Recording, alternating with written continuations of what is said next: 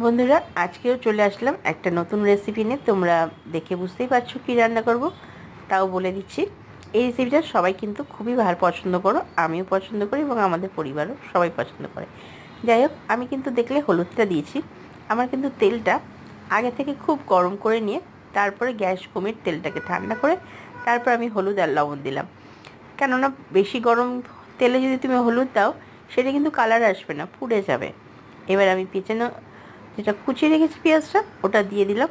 পেঁয়াজটা একটু লাল লাল করে ভাজা হয়ে গেলে, পেঁয়াজটা কিন্তু খুব ভাজা হবে না, সেদ্ধ সেদ্ধ ভাজা হবে, তার মধ্যে আমি দিয়ে দিলাম কুচনো লঙ্কা, টমেটো আর কুচনো রসুন। আমি আজকে এমন কিছু মশলা ইউজ করব না, বাটা মশলা না, সব এই মশলা দিয়ে করব, কুচনো মশলা দিয়ে।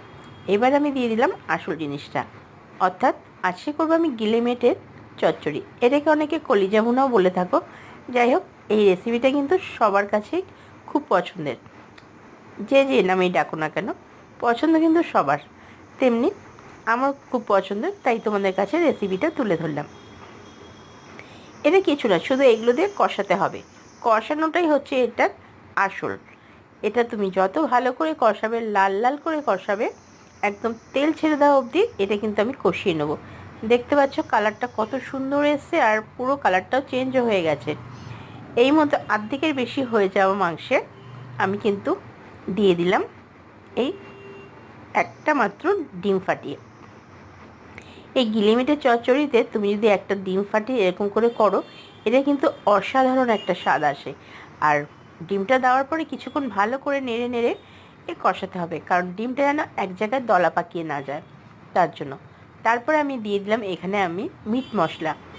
আর কোনোই আমি মশলা ইউজ করব না, কোনো বাটা মশলা বা এক্সট্রা আদার্স কোনো আমি গুঁড়ো মশলা ইউজ করবো না, শুধু মিট মশলা দিয়ে। আমার কিন্তু রান্নাটা হয়েই গেছে। এবার জাস্ট একটু জল দেব আর ফুটিয়ে নেব। এই রান্নাটা কোনো ঝঞ্ঝাট ছাড়া খুব তাড়াতাড়ি হয়ে যায়। ওই জন্য এই মশলাটা আমি এই খুব কম মশলায় এই রান্নাটা করে থাকি। আর এমনিও আমি রান্নায় বেশি মশলা ইউজ করি না, কিন্তু দেখো, দেখে কি মনে হচ্ছে খুব কম মশলা আছে।